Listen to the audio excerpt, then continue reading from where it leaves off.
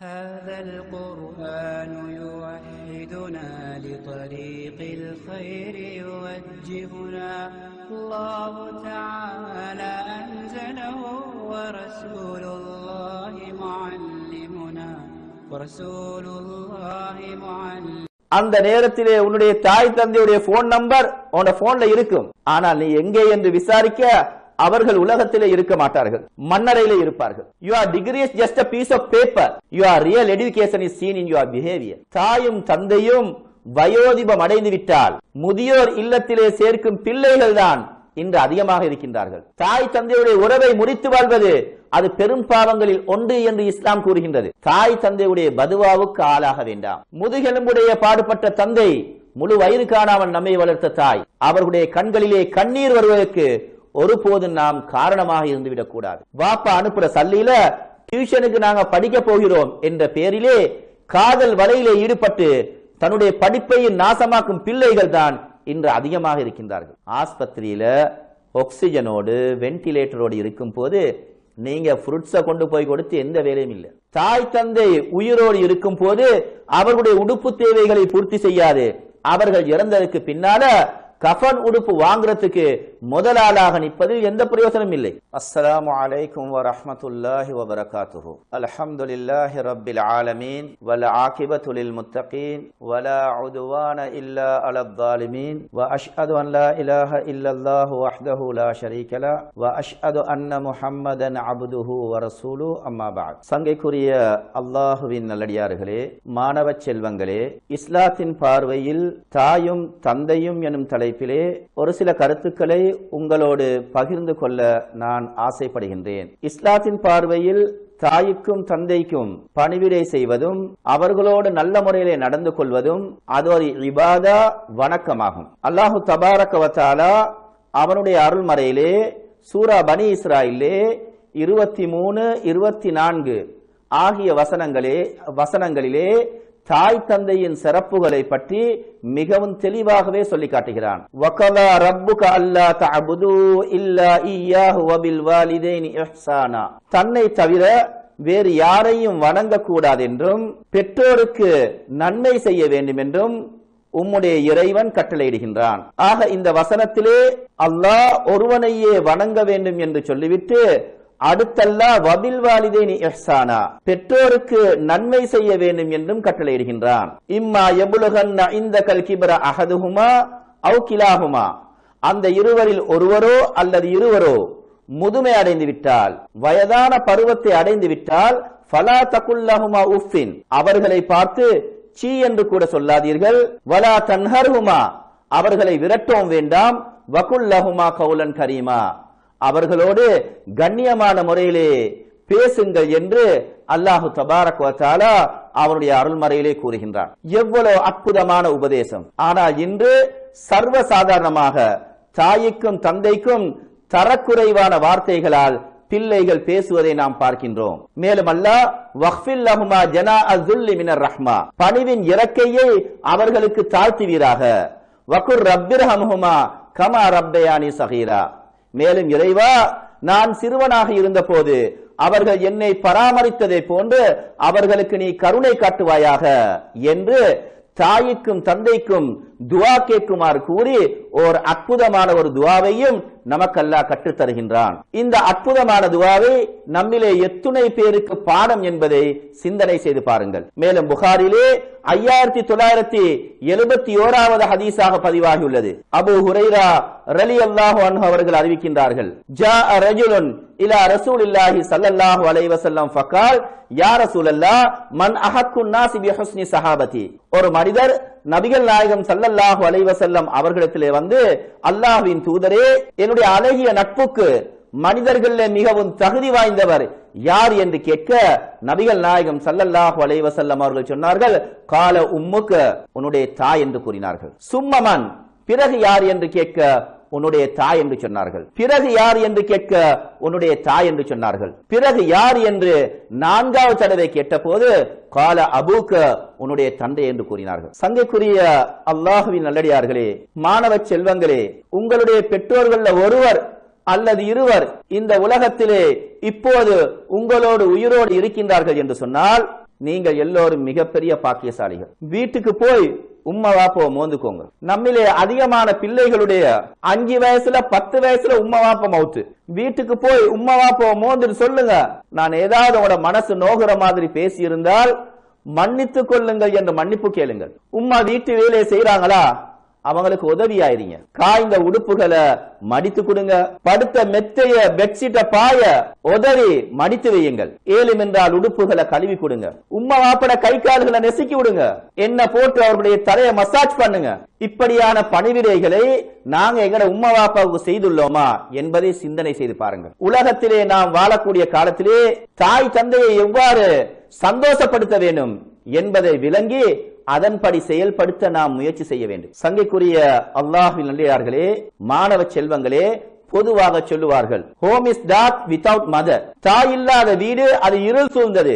அதே போன்று life is dark without father. தந்தை இல்லாத வாழ்க்கையும் அது இருள் சூழ்ந்தது. உங்களோட தாய் தந்தையுடைய மனச நோகடிச்சு நீங்க உலகத்துல எவ்வளவுதான் பெரிய பெலஸ்ல அரண்மனையில வாழ்ந்துட்டாலும் கூட வாழ்க்கையில நிம்மதி இருக்காது. நாங்க காலையில எழுந்ததிலிருந்து தூங்குற வரைக்கும் எங்கட உம்மா வாப்போ சந்தோஷப்படுத்துறோமா அல்லது அவர்களுடைய பதுவாவுக்கு ஆளாகிறோமா?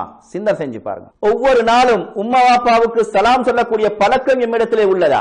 அன்போடு அவர்களை முத்தமிடக்கூடிய பழக்கம் எம்மிடத்திலே உள்ளதா? நாங்க குடிச்ச தேத்தனி கோப்பையை கழுவி வைக்கிறோமா? அதுவும் உம்மா தான் செய்யணும். இன்றைக்கு எத்தனையோ பெற்றோர்கள் பிள்ளைகளிடத்திலே ஒரு சாமனம் வாங்குறதுக்கு கடைக்கு அனுப்பினா மோத்துல பாயிறாங்க. ஒரு பிள்ளை இடத்திலே சாமனம் வாங்குறதுக்கு கடைக்கு அனுப்பி பிறகு 2வது தடவை அனுப்பும் போது பிள்ளைகள் வார வருத்த பார்க்கணும். உங்களுக்கு ஒரே தடவையில சொல்ல தெரியாதா? உங்களுக்கு என்ன தலை இல்லையா என்று தலை உலகத்துக்கு வருவதற்கு காரணமாக இருந்த தாய் தந்தைக்கே தலை இல்லையான்னு கேட்கிறோம். வயிற்றிலே இடம் தந்த தாய்க்கு வீட்டிலே இடமில்லை என்று சொல்லுகின்றோம். குழந்தை பருவத்திலே இருக்கும் போது பேச கற்றுத்தந்த தாய் தந்தைக்கு உங்களுக்கு பேச தெரியாது என்று மோத்தல பாயிரும். இன்று எத்தனையோ பெற்றோர்கள் பிள்ளைகளோடு வெறுப்பிலே தான் வாழ்கின்றார்கள். இன்று எத்தனையோ பெற்றோர்கள் பிள்ளைகளுடைய நடத்தைகளை என்னிடத்திலே கூறி அழுத சம்பவம் ஏராளமாக உள்ளது. அதிலும் குறிப்பாக ஆண் குழந்தையை பெற்ற பெற்றோர்கள் இரவாகினால் கவலையிலும் துக்கத்திலும் தன்னுடைய காலத்தை கழிக்கின்றார்கள். காரணம், இரவாகினால் எவனாச்சொருவன் வருவான், வந்து மகனை கூட்டிச் செல்வான். கூட்டிச் சென்றால் அவன் எங்கே செல்லுகின்றான் என்று கூட சொல்ல மாட்டான். கோல் பண்ணினாலும் ஆன்சர் பண்ண மாட்டான். பிறகு ராவ் ஜாமத்துல தான் வீட்டுக்கு வருவான். எந்த அளவுக்கு பெற்றோர்கள் பிள்ளைகளோடு வெறுப்பிலே வாழுகின்றார்கள் என்று சொன்னால், உதாரணத்துக்காக சொல்லுவார்கள், ஒரு நண்பன் இன்னொரு நண்பனை பார்ப்பதற்காக வேண்டி இரவிலே வீட்டுக்கு சென்றிருக்கின்றான். அந்த நண்பனை ஏற்கனவே ஒரு நண்பன் கூட்டிக் கொண்டு போயிட்டான். இப்ப வாப்பா கோவத்தில் இருக்கிறாரு. இப்ப இந்த நண்பன் வந்து கேட்க வாப்பாக்கு வந்த கேந்தில வாப்பா சொல்றாரு, அந்த மாடு எங்க சரி மேய பேய்த்திருக்கு, அந்த மாடு எங்க சரி மேய பேய்த்திருக்கும். இப்ப இந்த நண்பனுக்கு சரியான கவலை, வாப்பா மகன் இப்படி சொல்றாரு. போயிட்டாரு. அடுத்த நாள் காலையில கோல் பண்ணி அந்த நண்பனோடு பேசும் போது இவர் சொல்றாரு, நேத்து நான் வந்தேன், உங்களோட வாப்பைட்ட கேட்டேன், வாப்பா இப்படி சொன்னாரு. அப்ப அந்த நண்பன் என்ன சொன்னான் தெரியுமா? அவன் சொன்னா, அது சரி பரவாயில்லடா, இன்றைக்கு மார்னிங் டெடா கிட்ட நான் நேத்து நைட் என்னைய தேடி யாராவது வந்தாங்களா என்று கேட்டேன். டெடா சொன்னாரு, உன்னைய தேடி ஒரு எரும மாடு வந்துச்சான், உன்னைய தேடி ஒரு எரும மாடு வந்துச்சுன்னு சொன்னார். ஆக இந்த அளவுக்கு வெறுப்பிலே பெற்றோர்கள் பிள்ளைகளோடு வாழ்கின்றார்கள். எனவே பிள்ளைகளே, நீங்கள் திருந்த வேண்டும். நீங்கள் என்னதான் பெரிய படிப்புகள் படித்தும் வேலை இல்லை, உங்களிடத்திலே ஒழுக்கம் இல்லை என்று சொன்னால், ஒழுக்கத்தை பற்றி இஸ்லாமிய மார்க்கம் அழகாக சொல்லி தருகின்றது. இந்தியாவின் முன்னாள் ஜனாதிபதி, மறைந்த ஜனாதிபதி கௌரவ அப்துல் கலாம் அவர்கள் அழகாக சொன்னார்கள், your degree is just a piece of paper, your real education is seen in your behavior. உங்களோட பட்டம் பதவி என்பது அது வெறுமனே ஒரு காகித துண்டு.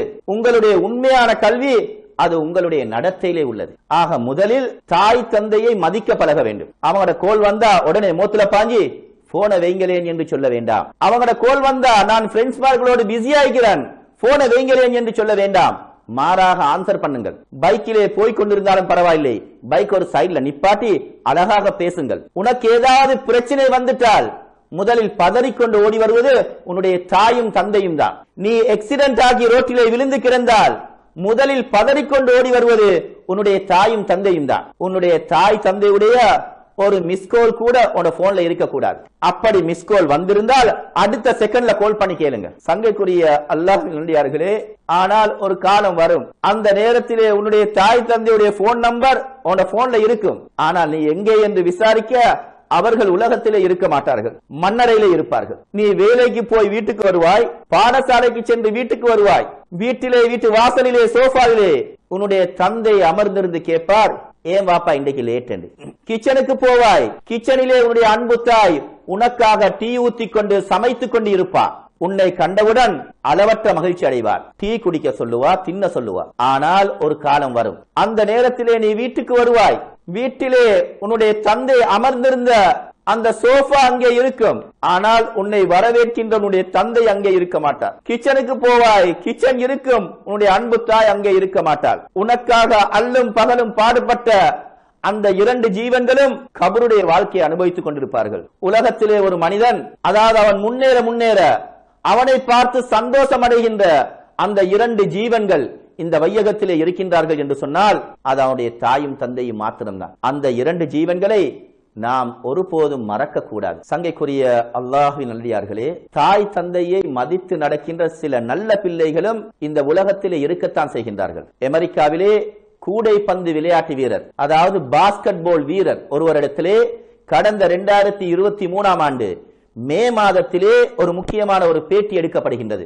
அவர் பேட்டி கொடுத்துக் கொண்டிருக்கும் போது அவருடைய தாயாருடைய தொலைபேசி அழைப்பு அங்கே வருகின்றது. இப்ப நாங்க என்ன செய்வோம், அதை அப்படியே கட் பண்ணி பிறகு பேசுவோம். இதை யாரும் தவறு என்று கூட சொல்ல மாட்டார்கள், காரணம் முக்கியமான மீடியா பேட்டி என்பதனால. ஆனால் அந்த வாலிபன் பேட்டி கொடுப்பதை நிறுத்திவிட்டு தன்னுடைய தாயோடு தொலைபேசியிலே சிரித்துக் கொண்டு அழகாக பேசிக் கொண்டிருப்பதை அந்த வீடியோவிலே காணக்கூடியதாக இருந்தது. ஆக இந்த சிறந்த பண்பை உலகத்துக்கு வெளிக்காட்டும் முகமாகவே அந்த வீடியோவும் சமூக வலைத்தளங்களிலே வைரலானது. அதே போன்று கடந்த 2024ஆம் ஆண்டு ஜூன் மாதம் 27ஆம் தேதி என்னுடைய முகநூலிலே ஒரு வீடியோ ஒன்றை பார்த்து நான் அழுதுவிட்டேன். தாய் தந்தையை பார்த்துக் கொள்ள வேண்டும் என்பதற்காக வேண்டி தன்னுடைய பல்கலைக்கழக படிப்பை நிறுத்திவிட்டு வேலைக்கு போகின்ற ஒரு இளைஞனுடைய கதை, சினிமாவை மிஞ்சிய ஒரு உண்மை கதை என்றுதான் நாம் சொல்ல வேண்டும். களிமண்ணால் கட்டப்பட்ட ஒரு குடிசை வீடொன்றுக்கு போய் அந்த இளைஞனிடத்திலே பேட்டி எடுக்கப்படுகிறது.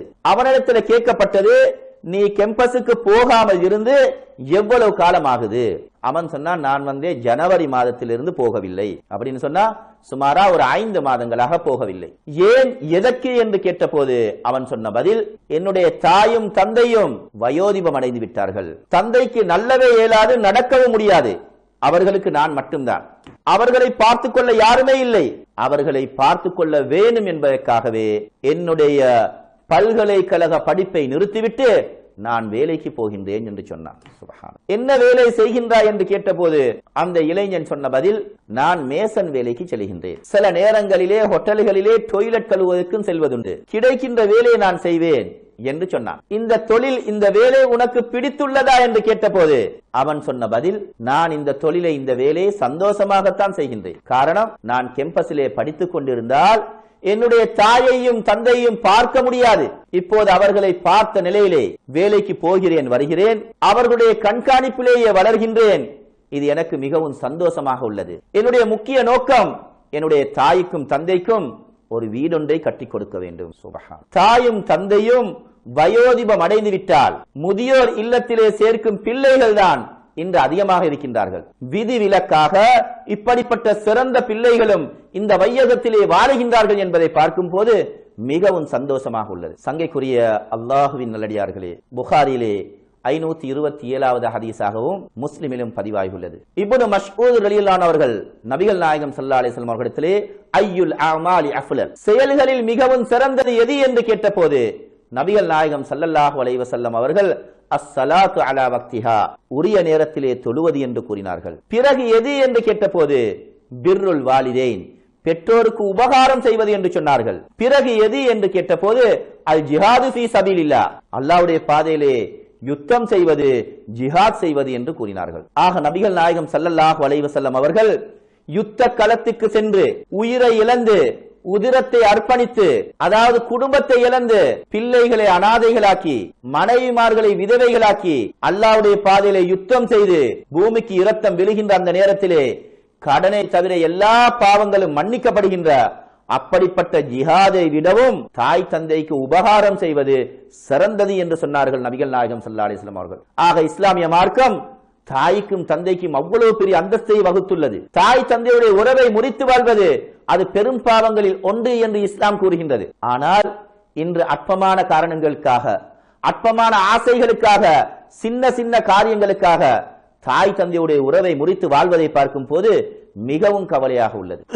என்னுடைய நண்பர் ஒருவர் ஒரு முறை என்னிடத்திலே சொன்னார், நான் என் வாப்பாவோட 10 வருஷ காலமாக பேசாமல் இருக்கின்றேன் என்று சொன்னான். நான் ஆச்சரியப்பட்டவனாக ஏன், எதற்காக என்று கேட்டேன். அதற்கு அவன் சொன்ன பதில், எனக்கு பேசின கல்யாணம் என் வாப்பாவால உடைந்ததா, அதனால 10 வருஷ காலமாக நான் பேசாமல் இருக்கின்றேன் என்று கூறினான். இன்னும் சிலர், என்னுடைய தாயும் தந்தையும் எனக்கு சொத்திலே ஒழுங்கான முறையிலே பங்கு தரவில்லை, அதனால அவர்களுடைய ஜனாசாவுக்கு கூட நான் செல்லவில்லை என்று வாய் கூசாமல் சொல்லுகின்றார்கள். நஊது பில்லாஹ். சங்கைக்குரிய அல்லாஹ்வின் நல்லடியார்களே, என்னுடைய தாயும் தந்தையும் சொத்து பங்கீட்டிலே எனக்கு அநியாயம் செய்தாலும் கூட அவர்களோடு பேசாமல் இருப்பதற்கோ அவர்களை ஒதுக்கி வைப்பதற்கோ மார்க்கம் எங்களுக்கு அனுமதி தரவில்லை. நீங்க கல்யாணம் முடித்த பிறகும் கூட என்னுடைய மகள், என்னுடைய மகன் இப்ப என்ன செய்யறாங்களோ தெரியலையே என்று ஏங்கி தவிக்கும் அந்த 2 ஜீவன்கள் தான் நம்முடைய தாயும் தந்தை. முஸ்னத் அஹ்மத்,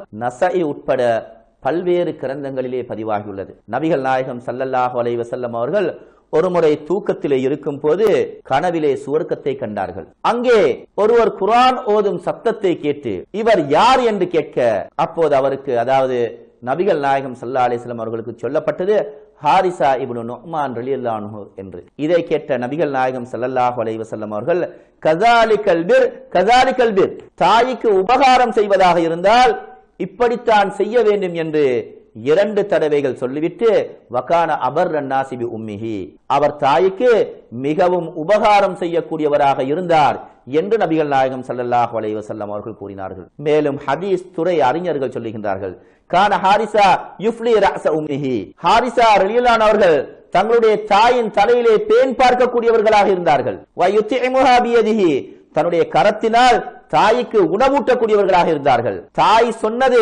அவருக்கு விளங்கவில்லை என்று சொன்னால், என்ன சொன்னீர்கள் என்று நேரடியாக தாயிடத்திலே கேட்க மாட்டார்கள்.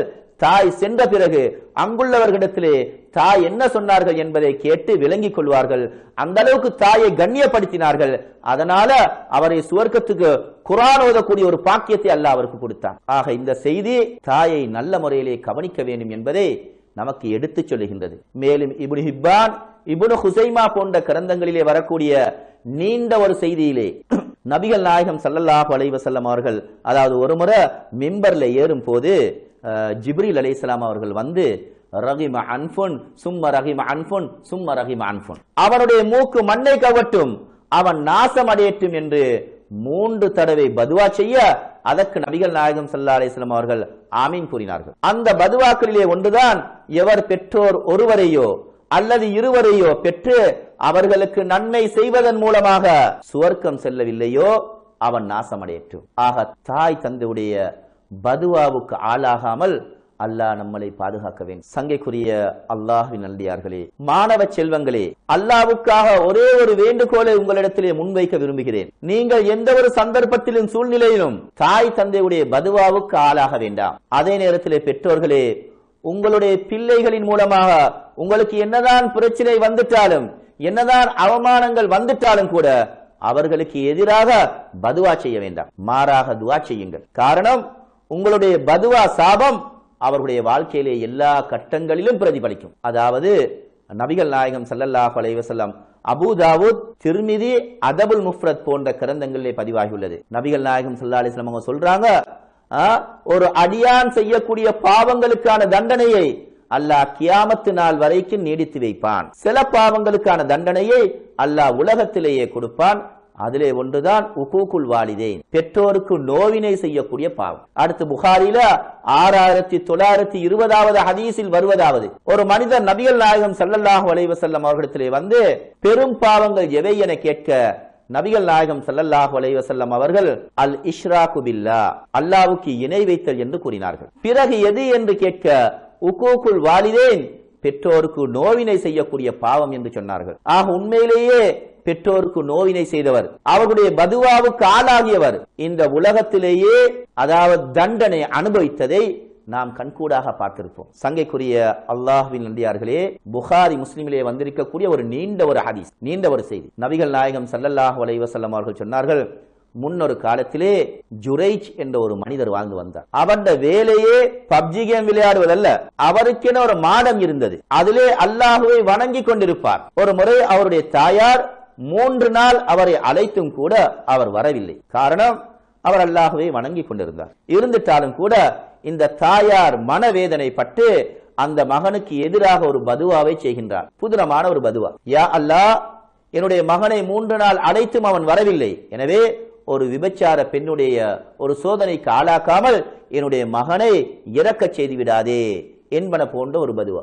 அல்லாஹு தபாரக வ தஆலா அந்த பதுவாவை கபூல் செய்கின்றார். அவ்வளவு சிறந்த ஒரு மனிதராக அந்த ஜுரைஜ் இருந்தும் கூட தாயுடைய பதுவாவுக்கு ஆளாகி பொய்யான ஒரு விபச்சாரியுடைய பொய்யான ஒரு சாட்சியின் மூலமாக அந்த மக்களுக்கு மத்தியிலே பொய் சொல்லப்பட்டு அவர்கள் அதை உண்மை என நம்பி கடைசியில அந்த ஜுரைஜை அடித்து அவருடைய மாடத்தையும் உடைத்தார்கள் என்ற அந்த சம்பவத்தை நாம் ஹதீஸ்களிலே பார்க்கின்றோம். சங்கைக்குரிய அல்லாஹ்வின் நல்லடியார்களே, தன்னுடைய இனிமையான குரலால் உலக முஸ்லிம்களுடைய கோடிக்கணக்கான மனதிலே இடம் பிடித்தவர்தான் மக்கத்தி இமாம் அப்துல் ரஹ்மான் சுதேஸ் ஆவார்கள். இவர் 1960ஆம் ஆண்டு சவுதி அரேபியாவின் தலைநகர் ரியாதிலே பிறந்தார். தன்னுடைய 12வது வயதிலேயே முழு குர்ஆனை மனனம் செய்தார். தன்னுடைய 24வது வயதிலே, அதாவது மிகவும் சொற்பமான வயதிலேயே ஹரம் ஷரீஃபின் இமாமாக தேர்ந்தெடுக்கப்பட்டார். 2012ஆம் ஆண்டு மக்கா மதீனா பள்ளிவாசல்களுடைய நிர்வாக சபை தலைவராக நியமிக்கப்பட்டு அவருக்கு அமைச்சர் அந்தஸ்தும் வழங்கப்பட்டது. இப்படி இவருடைய சிறப்புகளையும் கண்ணியங்களையும் சொல்லிக்கொண்டே போகலாம். இவர் ஒருமுறை காபத்துல்லாவிலே மக்களுக்கு மத்தியிலே உரையாற்றும் போது ஒரு சம்பவம் ஒன்றை கூறினார். ஒரு சிறுவன் இருந்தானாம், அவனும் மற்றவர்களைப் போலவே குறும்புத்தனமானவனாம், பெறலியாம். அவனுடைய தாயார் ஒருமுறை விருந்தாளிகள் வருகிறார்கள் என்பதற்காக வேண்டி உணவு சமைத்துக் கொண்டிருந்தார்கள். அந்த நேரத்திலே சமைத்த உணவிலே விளையாட்டுத்தனமாக இந்த சிறுவன் மண்ணை வாரி போட்டுவிட்டான். இதை பார்த்து கடும் கோபம் கொண்ட அந்த தாயார், அல்லாஹ் உம்மை கஅபாவுக்கு இமாமாக ஆக்கட்டும், இங்கிருந்து ஓடிவிடு என்று சப்தமிட்டார்கள். என்ன சொன்னார்கள்? அல்லாஹ் உன்னை கஅபாவுக்கு இமாமாக ஆக்கட்டும். பதுவா செய்யவில்லை, துவா செய்தார். இதை சொன்ன அந்த ஷேக் அவர்கள் தேம்பி தேம்பி அழ ஆரம்பித்தார்கள். பிறகு தன்னை நிதானப்படுத்தி அவர் சொன்னார், அந்த சிறுவன் யார் தெரியுமா? உங்களுக்கு முன்னால் பேசிக் கொண்டிருக்கக்கூடிய நான் தான் என்று சொன்னார். ஒரு தாயுடைய துவா ஒருவரை கஅபாவுக்கு இமாமாக மாற்றியது. எனவே இந்த சம்பவம் நமக்கு மிகப்பெரிய ஒரு படிப்பினை. சங்கைக்குரிய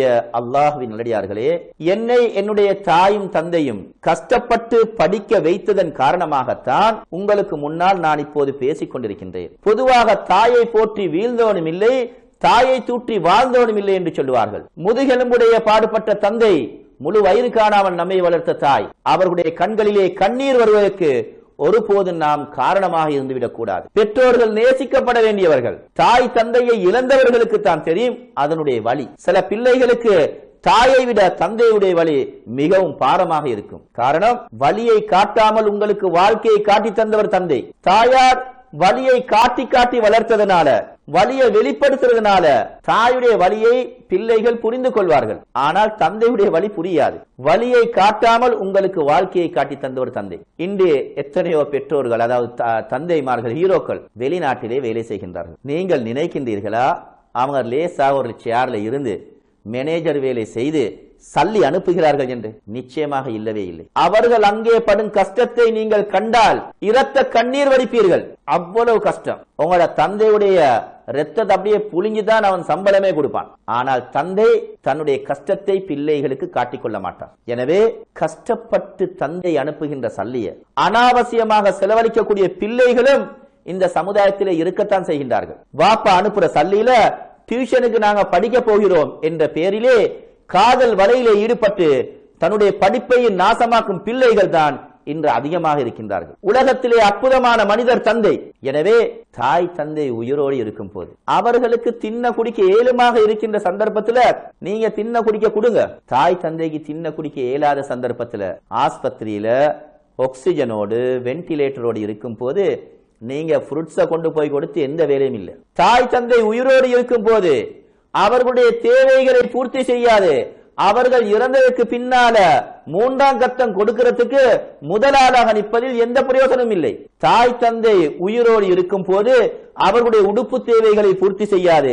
அவர்கள் இறந்ததற்கு பின்னால கஃன் உடுப்பு வாங்குறதுக்கு முதலாளாக நிற்பதில் எந்த பிரயோஜனமும் இல்லை. சங்கைக்குரிய அல்லாஹ்வின் நல்லடியார்களே, கணவன் மனைவிக்கு இடையில வாழ்க்கையில பிரச்சனை இருக்கத்தான் செய்யும். சில மனைவிமார்கள் கணவனோட சண்டை பிடிச்சா சொல்லக்கூடிய வார்த்தை உங்களோட உம்மாவோட பேச வேண்டாம் என்று சொல்லுவார்கள். அதே போல சில கணவன்மார்கள் மனைவியோட சண்டை பிடிச்சா சொல்லக்கூடிய வார்த்தை உங்களோட உம்மாவோட வாப்பாவோட பேச வேண்டாம் என்று. இப்படி எல்லாம் மார்க்கத்திலே சொல்ல முடியுமா?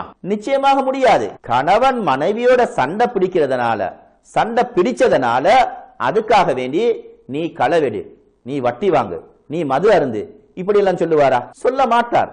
ஏன்? அது பாவம் என்று அவர் விளங்கி வச்சுக்கிறார். அதே நேரத்திலே தாய் தந்தையுடைய உறவை முறித்து வாழ்வது பெரும் பாவங்களில் ஒன்று என்று ஏன் அவர் விளங்கவில்லை?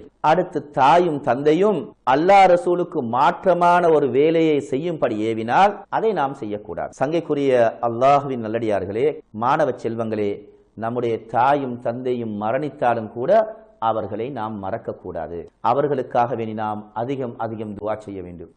முக்கியமாக 2 விடயங்களை நாம் கவனத்தில் எடுக்க வேண்டும். பெற்றோர்கள் உயிரோடு இருக்கும் போது பிள்ளைகளுக்காக கேட்கக்கூடிய துஆ அது மிகவும் வலிமையானது. அதே போன்று பெற்றோர்கள் இறந்ததற்கு பின்னால பிள்ளைகள் பெற்றோர்களுக்காக கேட்கக்கூடிய துஆ அதுவும் வலிமையானது. பெற்றோர்களாகிய நாங்கள் பிள்ளைகளுக்கு செய்யக்கூடிய மிகப்பெரிய ஒரு பணி அவர்களுக்காக வேண்டி துஆ செய்ய வேண்டும். பெற்றோர்கள் பிள்ளைகளுக்காக செய்யக்கூடிய துஆக்களை அல்லாஹ் தபாரக வ தஆலா அவனுடைய அருள்மறையிலே பல இடங்களிலே சொல்லி காட்டுகின்றான். சூரத்துல் ஃபுர்கானிலே, அதாவது 25வது அத்தியாயத்தின் 74வது வசனத்திலே சொல்லும் போது அல்லாஹ்வுடைய அடியார்களுடைய பண்புகளை பற்றி அல்லாஹ் சொல்லி காட்டுகின்றான். அதிலே ஒன்றாக சொல்லுகின்றான், வல்லஸீன யகூலூன், அவர்கள் இப்படி பிரார்த்தனை செய்வார்கள், ரப்பனா, எங்கள் இரட்சகனே, ஹபுலனா, எங்களுக்கு வழங்குவாயாக, மின் அஸ்வாஜினா வ ஸுர்ரியாத்தினா, எங்களுடைய மனைவிமார்களிலிருந்தும் எங்களுடைய சந்ததிகளிலிருந்தும் குர்ரத ஆயுன், அதாவது கண் குளிர்ச்சியை வழங்குவாயாக என்று துஆ செய்யக்கூடியவர்களாக இருப்பார்கள். இது மூமினுடைய பண்பு என்று அல்லாஹ் கூறுகின்றார். மேலும் இப்னு மாஜாவிலே வந்திருக்கக்கூடிய ஒரு அற்புதமான ஒரு ஹதீஸ் அபூ ஹுரைரா ரலியல்லாஹு அவர்கள் அறிவிக்கின்றார்கள், இன்னல்லாஹ அஸ்ஸ வ ஜல்ல லா யர்ஃபஉ தரஜத லில் அப்தி ஸாலிஹ் ஃபில் ஜன்னah, நிச்சயமாக அல்லாஹ் தபாரக வ தஆலா சுவர்க்கத்திலே ஒரு அடியானுக்கு, ஒரு பெற்றோருக்கு திடீரென அந்தஸ்துகளை வழங்குகிறான், ப்ரமோஷன் கொடுக்கின்றான், ஸ்பெஷலான ஒரு இடத்தை கொடுக்கின்றான். இதை பார்த்து ஆச்சரியப்பட்ட அந்த அடியான், ஃபயகூலு யா ரப் அன்னா லி ஹாஸிஹி, இது எங்கிருந்து இது எனக்கு கிடைத்தது, எதற்காக இந்த விசேட ஏற்பாடு என்று கேட்பான். ஃபயுகாலு பிஸ்திக்ஃபாரி வலதிக லக், உன்னுடைய பிள்ளைகள் உனக்காக செய்த இஸ்திக்ஃபாருக்காக, பாவ மன்னிப்பின் காரணமாக என்று சொல்லப்படும். ஆக மரணித்த நம்முடைய தாய்க்காக தந்தைக்காக வேண்டி நாம் பாவ மன்னிப்பு தேடும் போது அதன் காரணமாக அவர்களுக்கு சுவர்க்கத்திலே அந்தஸ்துக்கள் வழங்கப்படுகின்றன என்பதை இந்த ஹதீஸின் மூலமாக நாம் அறிகின்றோம். அதே போன்று முஸ்லிமிலே 3358வது ஹதீஸாக பதிவாகியுள்ளது.